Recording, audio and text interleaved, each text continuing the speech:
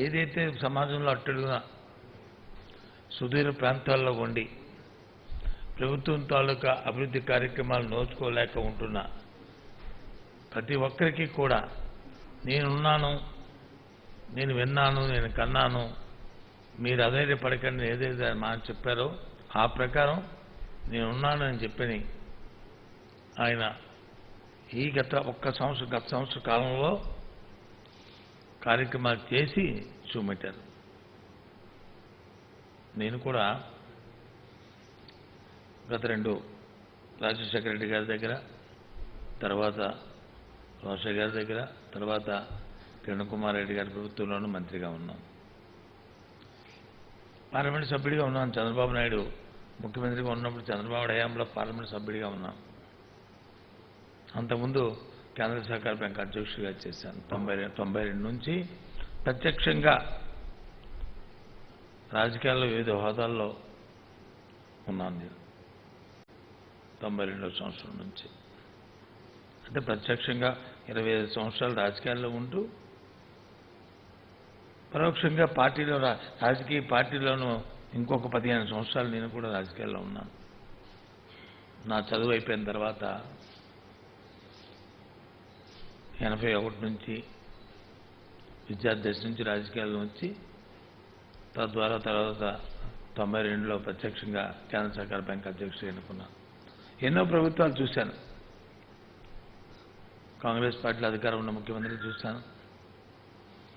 అలాగే తెలుగుదేశం పార్టీ తెలుగుదేశం అధికారంలో ఉన్నప్పుడు ప్రతిపక్ష రాజ్యాంగాల్లో ప్రతిపక్ష పార్టీగా ఉన్నాను. ప్రతిపక్ష పార్టీలో సభ్యుడిగా అధికారంలో ఉన్నాను, పార్లమెంట్ సభ్యుడిగా. అధికారంలో వచ్చిన పార్టీలో మంత్రిగా కూడా ఉన్నాను. కానీ ఇన్ని క్యాబినెట్లో నేను ఉన్నప్పటికీ కూడా, ఇన్ని రాజకీయాలు నేను చూసినప్పటికీ కూడా ఇవాళ జగన్మోహన్ రెడ్డి నాయకత్వంలో ఉన్న ఈ ప్రభుత్వం ఏదైతే ఇచ్చిన వాగ్దానాలని, ఇచ్చిన మాటని, ఏదైతే బైబిల్ అని చెప్పుకుని 2 పేజీల్లో నుంచి ఎన్నికల ప్రణాళికల నుంచి ప్రకటించి దాంట్లో సుమారు 90% కార్యక్రమాల్ని మరి చేసిన ప్రభుత్వం ఇదని చెప్పక తప్పదు. ఈవెన్ చంద్రబాబు నాయుడు అయినా సరే కాదు, ఇది అబద్ధం, ఇలా చెప్తున్నవన్నీ కూడా డాంబికాలు, ఇదిగో నేను నా ప్రభుత్వంలో నేను ఉన్నప్పుడు ఈ కార్యక్రమాలు చేశానని ఆయన కానీ, ఆయన సహచరులు కానీ, ఆయనతో పనిచేసిన వ్యక్తులు కానీ ఎవరై కూడా చెప్పుకునే సాహసం చేయలేరు. నిన్న చూశాను చంద్రబాబు నాయుడు ఏదో ట్వీట్లలోనో ఏదో వాళ్ళ మాటల్లోనూ చూస్తే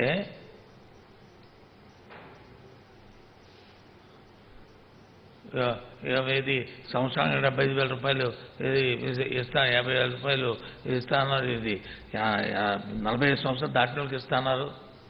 కానీ అలా కాకుండా ఇస్తానని అలాంటివేవో అందులో ఏదో కోడిగుడ్డు మీద వచ్చి వెంట్రుకలు తీస్తారు చెప్తారు చూస్తే అలాగా ఎక్కడో అలా వెతుకుతున్నారు తప్ప ప్రత్యక్షంగా ఇగో మీరు ఇచ్చారు, వేదికెక్కి ఈ మాట చెప్పారు, ఈ మాటను వచ్చి మీరు జవదాటారు, దాని మాట మార్చారని ధైర్యంగా చెప్పే స్థితిలో ఏ ఒక్కటి కూడా లేదు. చూస్తాను ఇవాళ ఇది ఈ ప్రభుత్వం తనకు పనితీరు.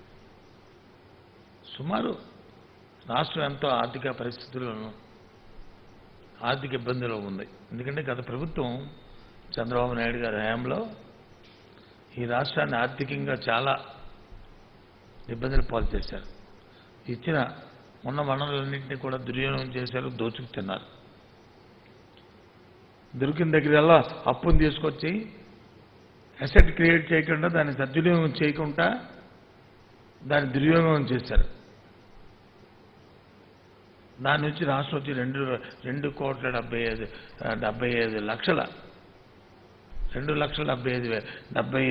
కోట్ల అప్పు రాష్ట్రం వచ్చి పెరిగిపోయింది. అటువంటి ఆర్థిక పరిస్థితులు ఉన్నాయి. ఎక్కడికి వెళ్ళినా అప్పు పుట్టే పరిస్థితులను లేదు. ఎందుకంటే మన ఎఫ్ఆర్బిఎం ఏదైతే ఉందో ఆ ఎఫ్ఆర్బిఎం క్రాస్ అయిపోతుంది. ఆ పరిస్థితుల్లో రాష్ట్రం వచ్చి అధికారాన్ని జగన్మోహన్ రెడ్డి గారికి మరి మీ ఈ రాష్ట్ర ప్రజలందరూ కూడా కట్టబెట్టారు.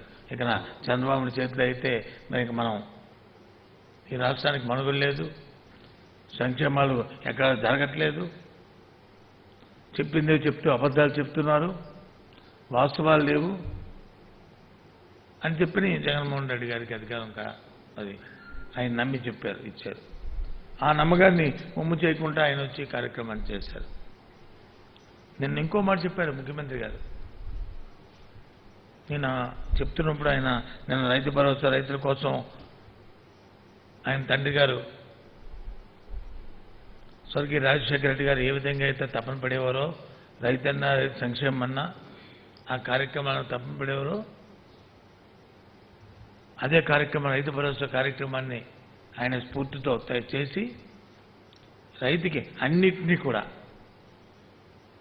ఆ గ్రామీణ ప్రాంతాల్లో రైతు భరోసా కేంద్రాన్ని ఏర్పాటు చేసి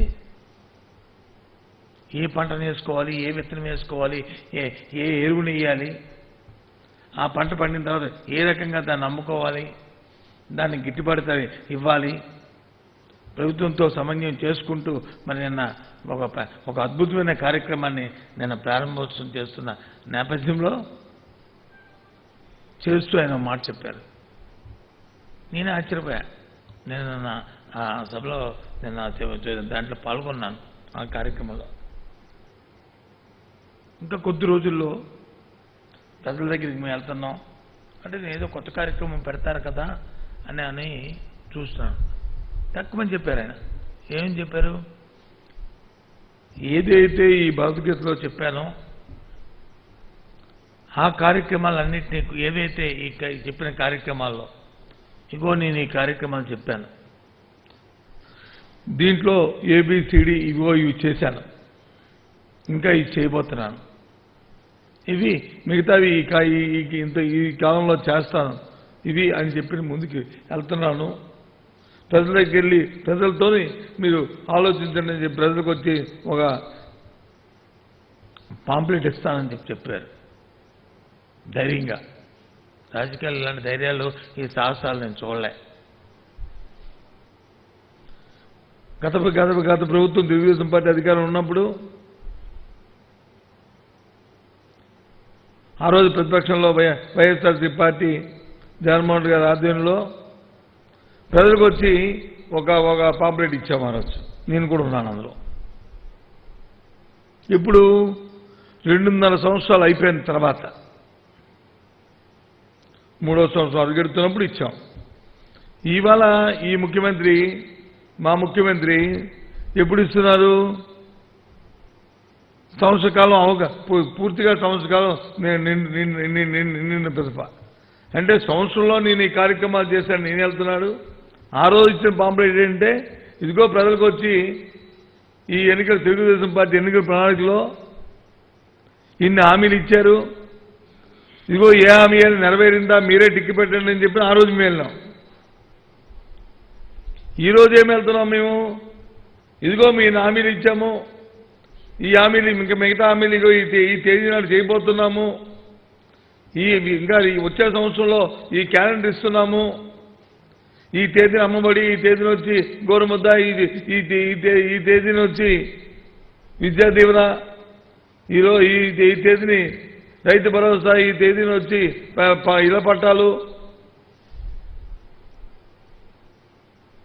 ఈ కార్యక్రమాలని చెప్పి ధైర్యంగా ముందుకెళ్తున్నాం. ఇది ప్రభుత్వం ద్వారా పనితీరు, ఇది కమిట్మెంట్, ఇది జగన్మోహన్ రెడ్డి గారి తాలూకా పరిపాలన తీరు.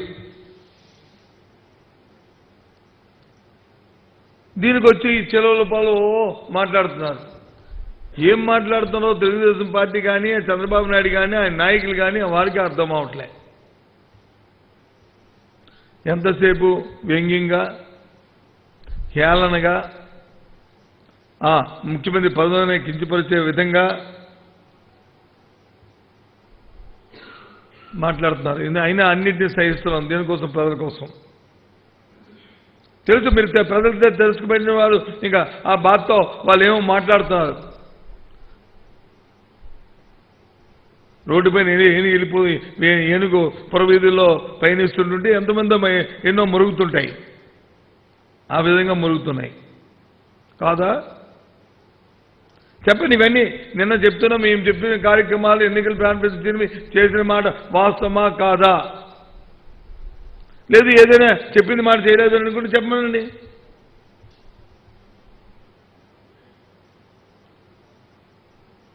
పేదలకు వచ్చి విద్యుత్ ఛార్జీలు పెంచామని చెప్పి పెద్ద గొగ్గలు పెడుతున్నారు. పదే పదే చెప్తున్నాం. ఈరోజు మళ్ళీ చెప్తున్నాం రాష్ట్ర ప్రజలందరికీ కూడా, ఎవరైతే 500 యూనిట్లు దాటిన, ఎవరైతే ఏ ధనవంతుల తాలూకు ఎవరైతే ఉన్నారో వారికి ఒక్కరికి మాత్రమే విద్యుత్ ఛార్జీ అనేది పెంచడమైనది. 500 యూనిట్ల లోపు ఒక్క యూనిట్ లోపున్న ఉన్నా సరే, తక్కువ ఉన్నా సరే వారికి పెంచే సమస్య లేదు, పెంచలేదు. దయచేసి అపోహలు ఎవరు పడవద్దు. విధానంలో మార్పు తీసుకొచ్చాం. ఏంటి విధానం? ఇంతకుముందు సంవత్సరాన్ని డివైడెడ్ బై చేస్తూ బిల్లు కట్టే పరిస్థితి ఉండేది. ఇప్పుడు అలా కాకుండా ఎండాకాలంలో అయితే ఎంత మీరు వాడితే కరెంటు వాడితే అంత, వేసవికాలం అదే శీతాకాలంలో అయితే ఎంత మీరు కరెంటు వాడితే అంత, వర్షాకాలం అయితే ఎంత వాడితే అంత. అంటే 1వ తారీఖు నుంచి 30వ తారీఖు వరకు ఎంతైతే మీరు కరెంటు వాడతారో అంతకే బిల్లు ఇవాళ వసూలు చేస్తున్నాం. ఏ ఒక్క పైసా కూడా, అర పైసా కూడా దాంట్లో తేడా పెంచడం అంటూ లేకుండా. ఎందుకంటే ప్రభుత్వ విధానం చెప్పొచ్చాం మేము. పేదవాడి కోసం ఈ ప్రభుత్వం ఉంది, మధ్యతరగతి వాడి కోసం ఈ ప్రభుత్వం ఉంది. పారిశ్రామిక విధానంలో ఎన్నో మార్పులు తేవాలని తీసుకొస్తున్నాం. ఈ సంవత్సర కాలంలో పరిశ్రమలు పెట్టే యాజమాన్యానికి ఒక భరోసాను కల్పిస్తున్నాం, ఒక ధైర్యాన్ని కల్పిస్తున్నాం.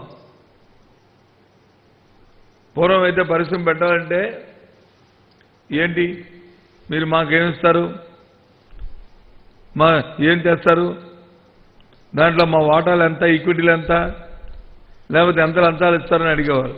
ఇప్పుడు ధైర్యం అక్కర్లే. అలాంటి భరోసాను కల్పించింది ఇప్పుడు ఈ ప్రభుత్వం సంవత్సర కాలంలో. సంక్షేమంలో అయితే పేదవాడికి ఏ కార్యక్రమం కావాల్సి వచ్చినా, ఒక కార్డు కావాల్సి వచ్చినా, ఒక ఆరోగ్యశ్రీ కార్డు కావాల్సి వచ్చినా, ఒక ఇల్లు కావాల్సి వచ్చినా, ఒక పెన్షన్ కావాల్సి వచ్చినా, ఒక ఫీజు రింబర్స్మెంట్ కావాల్సి వచ్చినా, ఏ ఒక్కరిని వెళ్ళి దేహి అని ఆ చేయి అడుక్కోకుండా ఒక్క పైసా లంచం ఇచ్చే పరిస్థితుల్లో పూర్వం జన్మభూమి కమిటీలాగా వాళ్ళ ఇంటి చుట్టూ తిరిగి వాళ్ళకి లంచాలు ఇచ్చే పరిస్థితిని కాకుండా ఒక దరఖాస్తు చేసుకుంటే వెంటనే వారికి ఇచ్చే ఏర్పాటును వచ్చి ఈ ప్రభుత్వం చేస్తుంది. పరిపాలన ఎన్నో మార్పులు తీసుకొచ్చాం, ఎన్నో రిఫార్మ్స్ తీసుకొచ్చారు. ఇవాళ ఈ సంవత్సర కాలంలో 5 సంవత్సరాల్లో చేయడం అనేది గొప్ప కాదు. 5 సంవత్సరాలు కాల కమ్మిన చేస్తుంటాం, ప్రభుత్వాలు చేస్తుంటాయి. 5 సంవత్సరాలు పోయిన తర్వాత ఇదిగో మా ప్రభుత్వం ఇన్ని రిఫార్మ్ తీసుకుందని చెప్తాయి. కానీ ఇవాళ జగన్మోహన్ రెడ్డి గారి ప్రభుత్వం అది ఆ విధంగా కాకుండా సంవత్సర కాలంలోనే 365 రోజుల్లోనే రిఫార్మ్స్ తీసుకొచ్చిన ఘనత ఇది. ఇవాళ కార్యక్రమాలు చేస్తాం, నేను చూస్తున్నాం. ఇవాళ రేపు వెళ్తున్నాం ప్రజల దగ్గరికి. ఈ మేనిఫెస్టోని చూపెట్టి, మా భగవద్గీతను చూపెట్టి ఇచ్చి ఒక పాంప్లెట్ని ప్రజలకు ఇవ్వబోతున్నాం. ఇగో మీకు వచ్చి మీ 190 హామీల్ని, మీకు మీ 129 హామీల్ని ఈ భగవద్గీతలో ఇచ్చాం. ఇప్పటికే 76 హామీలను ఎత్తి నెరవేర్చాం. ఇంకో 36 హామీలు వచ్చి మీరు నెరవేర్చబోతున్నాం. దానికి తేదీలు ఇవి. ఇంకో 16 మాత్రం పెండింగ్ ఉన్నాయి, వాటిని నెరవేరుస్తామని చెప్తున్నాం. ఇది వాస్తవం కాదా చెప్పండి. సుమారు 40,000 కోట్ల రూపాయలు ఈ సంవత్సర కాలంలో, 3 కోట్ల పైచిలుక ఈ రాష్ట్రంలో ఉన్న ప్రధానికానికి, ఈ రాష్ట్ర సంపదని వారిని. ఎందుకంటే ఈ సంపద సృష్టించిన ట్యాక్స్ కడుతుంది మనం, ఈ రాష్ట్రంలో ప్రజలందరూ కూడా వారికి చెందాలి ఇది. అంతేగాని మీ చేత ఓట్లేసుకున్నా మీ చేత గెలిపించుకోబడిన ప్రభుత్వంలో ఉన్న పెద్దలు దోచుకొని తినడానికి కాదు ఈ ప్రభుత్వాలు. గత ప్రభుత్వంలో అది జరిగింది. గత ప్రభుత్వంలో సాక్షాత్తు ముఖ్యమంత్రి దగ్గర నుంచి వారి శాసనాలుగా ఉన్న మంత్రుల దగ్గర నుంచి శాసనసభ్యుల దగ్గర నుంచి కిందనున్న జన్మభూమి కార్యకర్త వరకు కూడా మొత్తం రాష్ట్రాన్ని వచ్చి దోచుకు తిన్నారు. దొరికిన దగ్గరల్లా పంచభూతాలుగా పంచుకు తిన్నారు. కాబట్టే ఇవాళ మమ్మల్ని గెలిపించారు. జగన్మోహన్ రెడ్డి నాయకత్వం గెలిపించారు. మాకు తెలుసు. వారి నమ్మకాన్ని మనం నిలబెట్టాలి. వారి కోరికలు మనం తీర్చాలి. వారి ఆలోచన విధంగా వాళ్ళ ఆలోచనకి అనుగుణంగానే ప్రభుత్వం పనిచేయాలి అని ఇవాళ జగన్మోహన్ రెడ్డి నాయకత్వంలో ఇవాళ ఈ ప్రభుత్వం పనిచేస్తుంది. ధైర్యంగా చెప్తున్నాం. రేపు ప్రజల దగ్గరికి వస్తాం. మీరు కూడా ప్రజల్లో భాగస్వాములే కదా. మీకే ఎంతో 5-10% మీ ప్రజలు కూడా, మీ పార్టీకి సంబంధించిన ప్రజలు కూడా ఉన్నారు కదా. ఆ కాగితం ఇస్తాం. కాగితమే మీరు టిక్కు పెట్టండి. లేదా ఇస్తున్న కార్యక్రమాన్ని నాకు అందలేదని చెప్పండి. లేదు ఇస్తున్న కార్యక్రమాన్ని వచ్చి ఒక్కరి భాషని చెప్పండి, చూద్దాం. మీ ఇంట్లో ఉన్న మీ కార్యకర్త తాలూకా ఆ తల్లి తండ్రి లేకపోతే ఆ అక్క ఆ తమ్ముడు వారే వాస్తవమేంటి చెప్తారు. మీకు ఇది నిజమాబద్ధం అని చెప్తారు. ఫీజు రింబర్స్మెంట్ నాకు అందిందా లేదని చెప్తారు. లేదా ఆరోగ్యశ్రీకి ఏదైతే 1200 జబ్బులకి ఇవాళ ఈ రాష్ట్ర ప్రభుత్వం చేస్తుందో, గత ప్రభుత్వం నిర్లక్ష్యం చేసిన కార్యక్రమాన్ని చేసిందో, వాళ్ళు ఆ వైద్యం చేసుకున్నారా లేదా మీ ఇంట్లో మీ కుటుంబ సభ్యులే చెప్తారు. చంద్రబాబు నాయుడు అడగండి మీ కార్యకర్తల్ని. లేదు మీ పెన్షన్ 2,250 రూపాయలు 1వ తారీఖు తలుపు తట్టి ఆ అమ్మకి ఇచ్చారో లేదో అడగండి, చెప్తారు. లేదు డయాలసిస్ చేసుకున్న కిడ్నీ పేషెంట్కి 10,000 రూపాయలు 1వ తారీఖు తట్టి ఇచ్చారో లేదో అడగండి, చెప్తారు. లేదు బియ్యం ఇస్తున్నారో లేదో అడగండి, చెప్తారు. రేపు 25 లక్షల మందికి ఇళ్ళు ఇవ్వబోతున్నారు 8వ తారీఖు నాడు. మా స్వర్గీయ రాజశేఖర రెడ్డి గారి తాలూకా జయంతి రోజున జూలై 8ని ఆ మన్నాడు అడగండి. ఇంకెవరైనా ఊరుల్లో మిగిలిపోయారా అని అడగండి, చెప్తారు. లేదు తెలుగుదేశం పార్టీకి ఇచ్చామా, కాంగ్రెస్ పార్టీకి ఇచ్చామా, లేదు వైసీపీ పార్టీకి ఇచ్చామా, కమ్యూనిస్ట్కి ఇచ్చామా, లేదు ఇంకేదైనా తోక పార్టీకి ఇచ్చామా అని అడగండి. ఇవ్వలేదు అని అడగండి, చెప్తారు. మా నాయకుడు ఒకటే చెప్తున్నారు, మనకు ఆ వ్యక్తి ఓటేశాడా లేదనేది కాదు ఇక్కడ ప్రశ్న. వాడు అర్హుడా కాదా అనేది ఇక్కడ ప్రశ్న. అర్హత ఉన్న ప్రతి ఒక్కరికి కూడా పార్టీలతోనూ కులాలతోనూ మతాలతోనూ సంబంధం లేకుండా వాళ్ళందరికీ కూడా ప్రభుత్వం తాలూకా సంక్షేమ పథకాలు అందాలి. అది విధానం. అది మా నాన్నగారు తీసుకున్న నాన్నగారు ఆనాడు స్వర్గీయ రాజశేఖర రెడ్డి గారి తాలూకా ఆలోచన, ఆయన స్ఫూర్తి అదే అని చెప్పారు.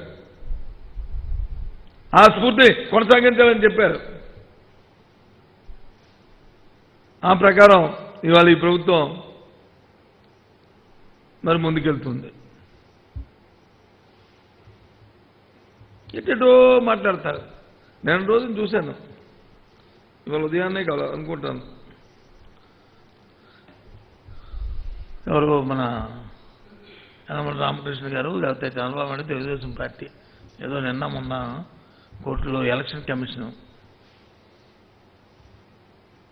రమేష్ గారిని ఆయన ప్రభుత్వం తీసుకున్న విధానపరమైన నిర్ణయంతో ఆయన పదవిని కోల్పోయారు. కొత్త వారు ఎలక్షన్ కమిషన్గా వచ్చారు. ఇది ప్రభుత్వం ద్వారా విధాన నిర్ణయం. ఆ నిర్ణయం మీద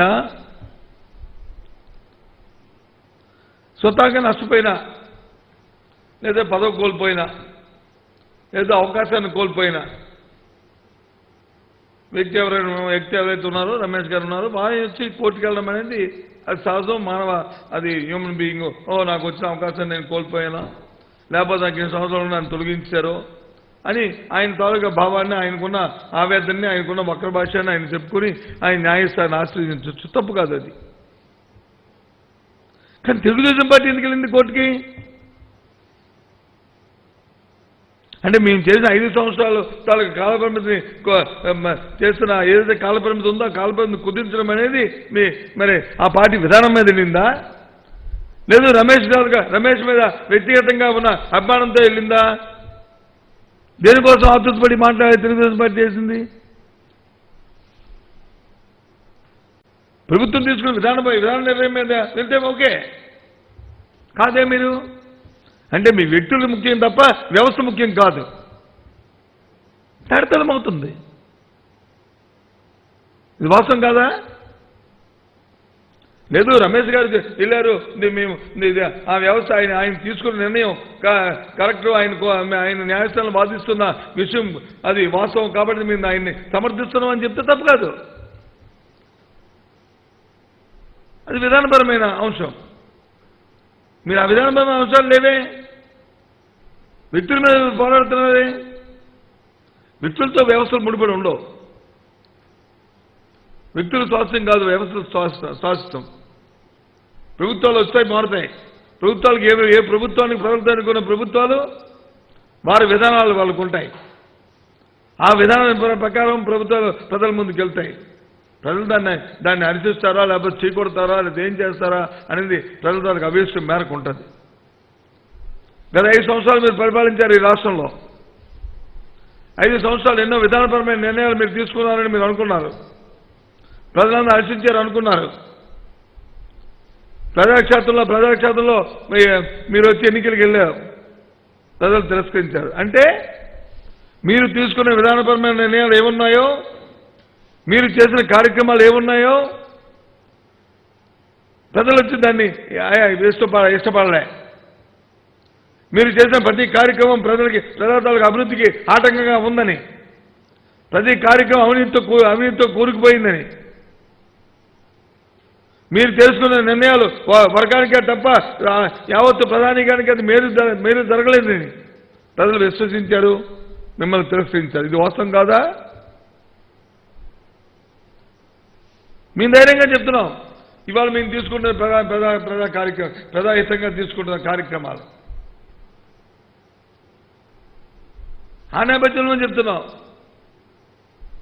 ఒకవేళ మేము తప్పు చేస్తే ప్రజలు మమ్మల్ని తిరస్కరిస్తారో, లేకపోతే మమ్మల్ని హర్షిస్తారో రేపు ప్రజాక్షేత్రం తెలుసుకుందాం. మేము రెడీ.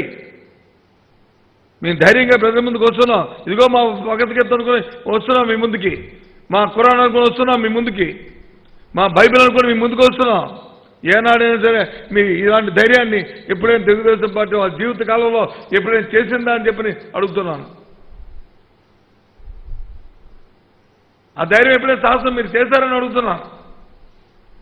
ఎందుకు చేయలేపారు? మీరు పని చేయలేదు కాబట్టి. మీరు చెప్పింది ఒకటి, చేసింది ఒకటి,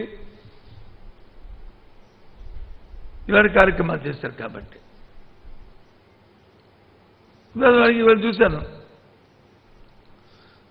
అడ్వకేట్ జనరల్ గారంట ఆయన పత్రికల ముందుకు వచ్చి ఆయన చెప్పడం తప్పు అని చెప్తున్నారు. న్యాయస్థానం ఒక తీర్పు ఇచ్చింది. న్యాయస్థానాల పట్ల అందరికీ గౌరవం ఉంది. రాజ్యాంగం పట్ల అందరికీ గౌరవం ఉంది. రాజ్యాంగం అంటే ఒకరి సొత్తు కాదు.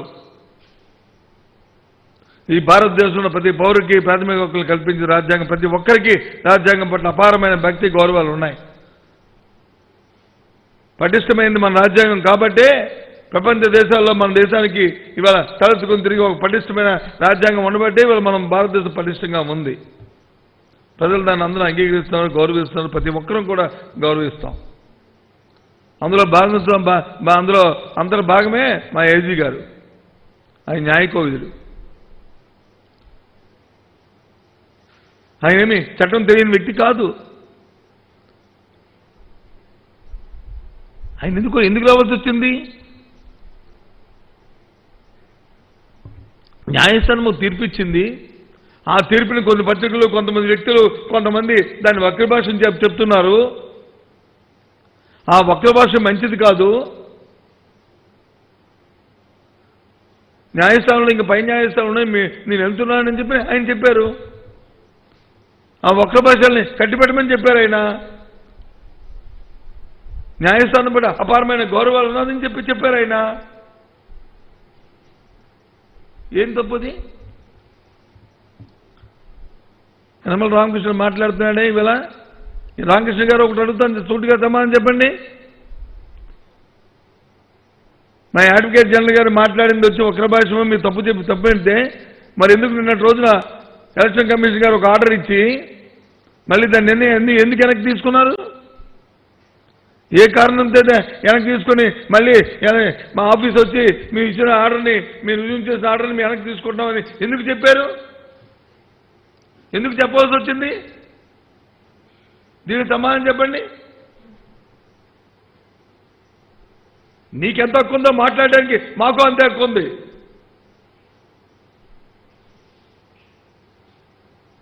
అంటే మీరు మాట్లాడితేనే అది వేదాలా? మీరు మాట్లాడుతున్న వచ్చి సూక్తులా? మీరు మాట్లాడుతూ వచ్చి ప్రవచనాలా? ఏంటి మీరు మాట్లాడుతున్న మాటలు? ఎందుకు మరి నిన్నటి రోజున ఇచ్చిన ముందు రోజు ఇచ్చిన ఆర్డర్ని మళ్ళీ ఎందుకు వెనక్కి దాన్ని రిజ్యూమ్ చేసుకోవాలి? దాంట్లో ఉన్న గోడార్థాలు ఏంటి? అంటే ఏదో సంథింగ్ ఉంది కదా అని నేను అనుకుంటున్నాను. దానికోసం ఎందుకు తొందరపాటు, అంత తత్తరపాటు? ప్రజలకు వచ్చి వాళ్ళకి వచ్చి మచ్చిపూసి మారడికాయ చేసి మభ్య పెట్టడానికి ఎందుకు మీరు ప్రయత్నాలు చేస్తున్నారు?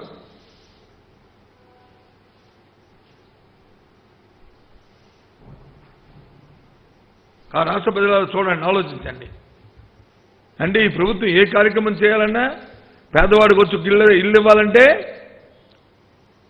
అందులో ఉన్న సాంకేతికపరమైన అంశాలను తీసి ఇల్లు ఇవ్వకుండా కోర్టుకి వెళ్ళి స్టేట్ తీసుకొస్తారు.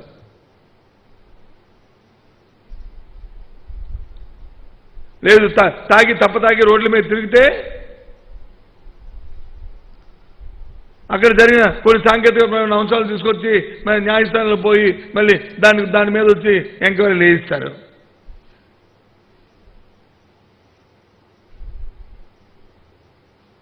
లేదు ప్రజలకు వచ్చి ప్రతి పేదవారికి ఒక మంచి విద్యాబోధన చేయాలనుకుంటే దాని మీద ఉన్న సాంకేతికమైన అంశాలు తీసుకొచ్చి ఆ కార్యక్రమాలు జరగకుండా అడ్డు పెడతారు.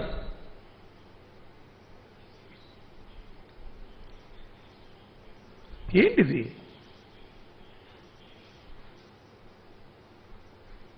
రాష్ట్ర ప్రజానికి అడుగుతున్నాను, ఇవి హర్షిస్తాము మనం?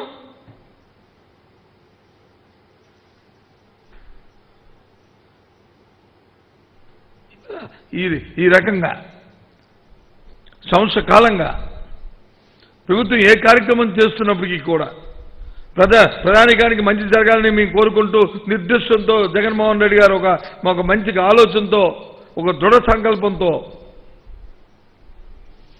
పేదల కోసం పేదల తాలూకా జీవన ప్రమాణాలు మార్చడానికి వాళ్ళ ఆర్థిక పరిస్థితులు మెరుగుపరచడానికి చేస్తే ఇంతెందుకండి?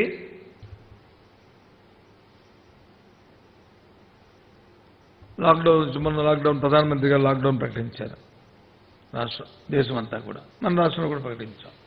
రోజు దీని గురించి వచ్చి మనం కరోనా గురించి ముఖ్యమంత్రి గారు సమీక్ష చేస్తూ 0 పరీక్షలు చేయడానికి సామర్థ్యంతో ఈ రాష్ట్రంలో ఈరోజు 10,000 రోజుకి 10,000 మందికి టెస్టులు చేసే సామర్థ్యాన్ని నుంచి పెంచాం. ఈ రాష్ట్రంలోనే అగ్రగామిగా కరోనాలో వైద్య పరీక్షలు చేసుకోవడానికి ఇవాళ అగ్రగామిగా ఉంది ఆంధ్ర రాష్ట్రం. ఇది వాస్తవం కాదా? చెప్పండి. అంత సాంకేతిక పరిజ్ఞానంతో ఇవన్నీ చేస్తున్నాం. మా శాసనసభ్యులు, మా నాయకులు, మా వాళ్ళు అందరూ ఈ కరోనాలో వారికి తగ్గట్లు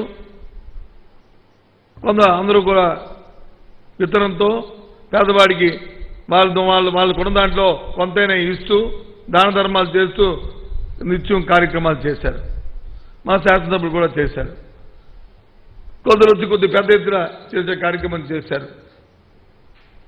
కొందరు అటు ఇటు కొన్ని నిబంధనల్ని ఉల్లంఘించారేటో నాకేం తెలియదు, కానీ ఉల్లంఘించారేటో దాని మీద సాంకేతికపరమైన అంశాలు పెట్టి న్యాయస్థానంలో పోయారు. మా ఎమ్మెల్యేలు చేసిన కార్యక్రమం ఏంటి? పేదవాడికి పట్టి దండం పెట్టడానికి, స్వచ్ఛందంగా సహాయ కార్యక్రమం చేయడానికి వాటి కోసం వెళ్ళారు. మన అట్టాసంగా చంద్రబాబు నాయుడు వచ్చాడు, హైదరాబాద్ నుంచి వచ్చారు. దేనికోసం? రాజకీయం కోసం. దేనికోసం వచ్చారు హైదరాబాద్? వాళ్ళ పార్టీ కార్యక్రమం కోసం. పేదవాడికి పట్టి దండం పెట్టడానికో, పేదవాడికి సహాయం చేయడానికో, లేదా జరుగుతున్న సంఘటనల్ని, పాలిమార్స్ సంఘటనల్ని ఇప్పుడు వెళ్ళి ఏదో చూడడానికో, వాళ్ళు పరామర్శించడానికో రాలే. వాళ్ళ పార్టీ వ్యక్తిగత కార్యక్రమాలకు వస్తే వందలాది మంది వెళ్ళి ఆయన వచ్చి ఆహ్వానం పలికి మరి లాక్డౌన్ సంఘటనలన్నీ మరి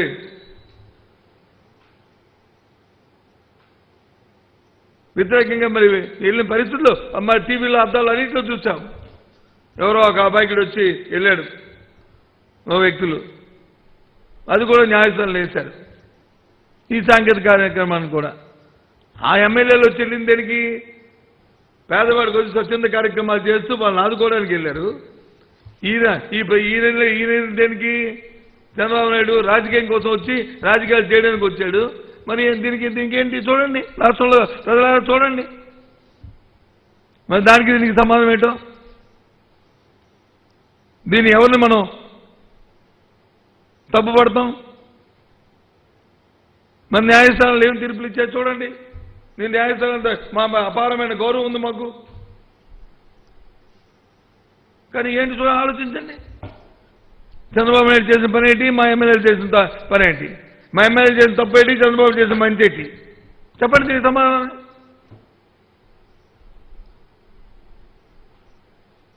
ఈ రకమైన ప్రతిదాన్ని ఏదో సాంకేతికపరమైన కార్యక్రమం చూస్తే ఆ పేదవారికి ఇస్తున్న ఆ సహాయాన్ని కూడా అందకంట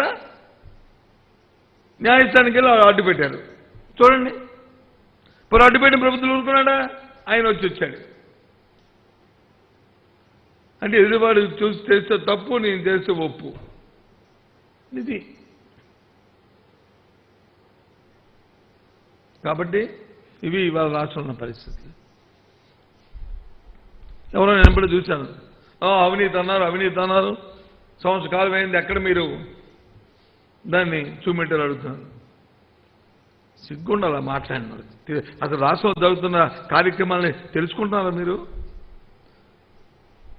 రివర్స్ టెండింగ్కి వెళ్తే 2,000 కోట్ల రూపాయలు వచ్చి ఆదా అయింది రాష్ట్ర ప్రభుత్వం కదా, అది అవినీతి కాదా?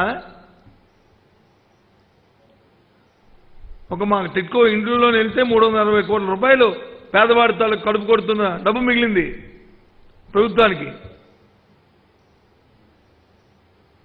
ఇది అవినీతి కాదా? ఇది వాస్తవం కాదా? ఇది అబద్ధమా? చెప్పండి. ఏంటో నాకు అర్థం అవట్లే.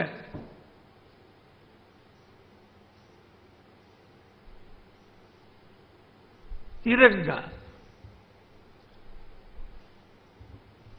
కాబట్టి ఈరోజు మీ ద్వారా రాష్ట్ర ప్రజానీకానికి తెలియజేసుకుంటున్నాం. నిన్నటి రోజు మా ముఖ్యమంత్రి గారు జగన్మోహన్ రెడ్డి గారు గత 6 రోజులుగా ఈ రాష్ట్రంలో జరుగుతున్న ప్రజారంజకమైన పరిపాలన గురించి,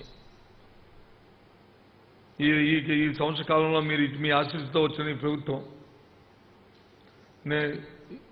చేసిన కార్యక్రమాల గురించి, మీ ముంగటిగా పరిపాలన తీసుకొచ్చి చేసిన కార్యక్రమాలు ఎన్నింటినీ కూడా మీకు వ్యతిరేకించి, ఎన్ని ఇబ్బందులు, ఎన్ని ఆటంకాలు పెట్టినప్పటికీ కూడా ప్రతిపక్ష పార్టీలో దుర్మార్గమైన ఆలోచనలతో చేసినప్పటికీ కూడా వాటిని అధిగమిస్తూ విజయవంతంగా సంవత్సర కాలం పాటు మీతో వచ్చి ఇంకా రాబోయే కాలం 4 సంవత్సరాల్లో ఇంకా మంచి కార్యక్రమాలు చేస్తూ మీకు ఇచ్చిన ప్రతి మాటని నెరవేర్చుకోవడం కాకుండా ఆ కాలంలో వచ్చిన మార్పులతో పాటు వస్తున్న విధాన మార్పులను చేసుకుంటూ మీ జీవన సమంతిలో ఒక మార్పును తీసుకొచ్చి ఒక అద్భుతమైన పరిపాలన అందించాలనే ఆలోచనతో తపంతో ఉన్న జగన్మోహన్ రెడ్డి గారికి మీ ఆశీస్సులు కావాలని మరొకసారి మిమ్మల్ని కోరుతూ ఒక మంచి పరిపాలనని రాబోయే 4 సంవత్సరాలు ఇస్తామని,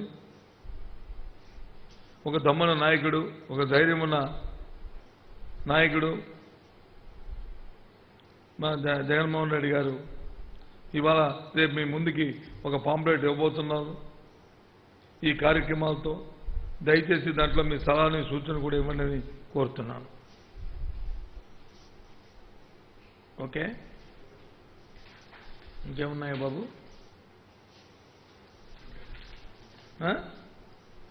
ఇంతేనా?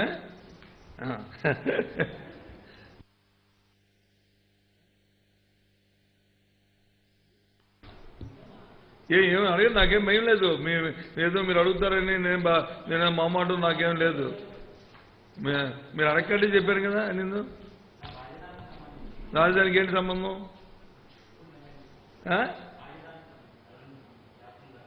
రాజధానికి సంబంధించి రాజధానికి ప్రభుత్వం వచ్చి అసెంబ్లీలో చెప్పింది మా తాలూకు పార్టీ విధానాన్ని, మా ప్రభుత్వ విధానాన్ని. దాంట్లో సాంకేతికపరమైన అంశాలు తీసుకుని మన న్యాయస్థానాలకు వెళ్ళి అనుకున్నారు. రానియండి, వెయిట్. మా విధానం, మా ప్రభుత్వ విధానాన్ని ముఖ్యమంత్రి గారు చెప్పారు కదా.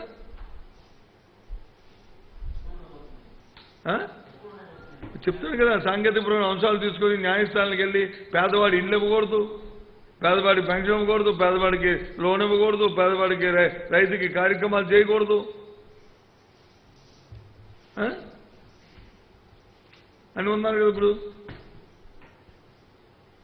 ప్రజలతో ఎన్నుకోవాలని ప్రభుత్వాలు ప్రజా నిర్ణయాల్ని, ప్రజా తాలూకు ఆ ఆలోచనల్ని తనకు అనుగుణంగా పరిపాలనలో ప్రజాప్రభుత్వాలు చేస్తాయి.